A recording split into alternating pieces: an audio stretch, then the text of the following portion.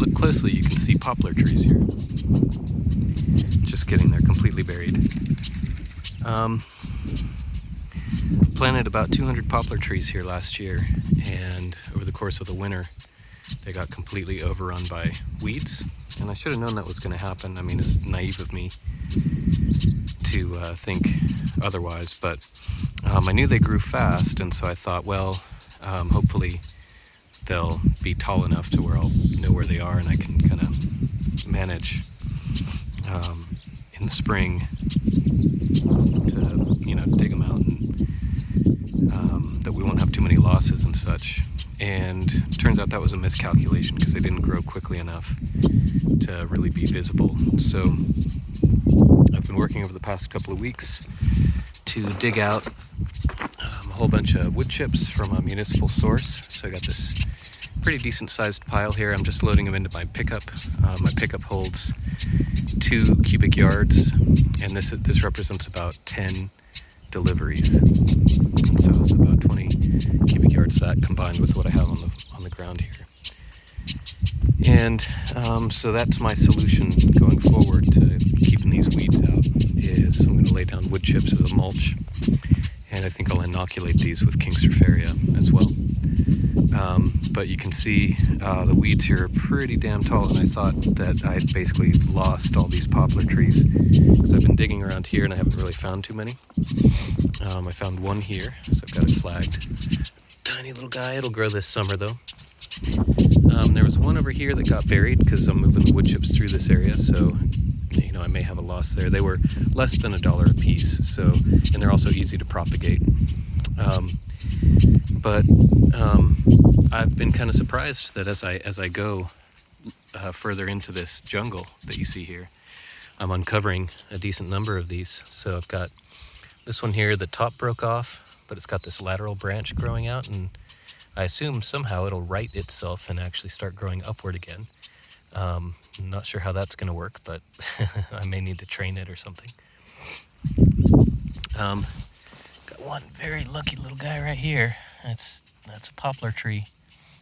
I don't know if it has a growing node. I think that is a node. I can't see it real clearly, but got one little leaf. So I've got the mulch here spread out in kind of a bowl pattern. I hope it doesn't get knocked down and hope it doesn't bury it, but it is still alive and growing. And then I just uncovered this beauty. So this one's a good 15 inches tall, so that's pretty exciting, and it's also pretty healthy, nice and green, got some nice lateral branches, and it's leaning this way, which is good because that's actually the direction of the afternoon winds that we get. Every single afternoon we get strong, 15 to 20 mile an hour winds, and so to have it leaning that direction is actually a really good thing. So my plan for this is, we've got our worm farm here. I'm going to layer this with wood chips as well to keep the weeds down. But this whole thing, currently only some of these have worms in them. But basically this whole thing is going to be a worm field with these IBCs. Our processing center is going to be up in the barn over there. And then this here is going to be lined with poplar trees that will basically serve as first of all, a windbreak, also goat food, also firewood, but also kind of a visual barrier between our place and the neighbors down the hill. And I'm thinking that, the more we can kind of obscure this area, reduce the noise, reduce the visual distraction, the longer we'll be able to have our worm business going here. And so that's kind of the vision. I do have some willow trees. You can see the willow in the background there. The willow trees are not super healthy. A lot of them died. They got kind of an insect load, so a lot of them died because of that. And then I do have a couple of healthy ones that I can use to propagate out. So I've got some more over here. There's some more over here. So I can always propagate more of those out when I want to.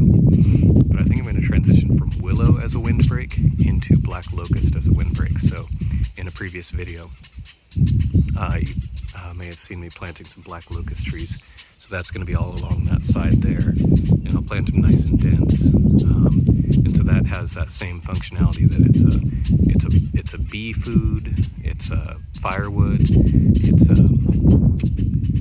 a nitrogen fixer, it's goat food. I can maybe use it for mushrooms, so it's multi-purpose. So in addition to a windbreak, it has all these other functions as well. So basically I'll have a ring of trees all along here, and then all along here, to kind of, like I said, block the view from the neighbors, keep the noise down, keep the visual eyesore look of this down, and provide all that additional functionality as well. And so this is the very beginning, where I'm kind of nurturing these poplar trees back to life and getting a nice mulch. I think I'll also inoculate this with King Stropharia as well. So I'll have mushrooms growing all throughout here.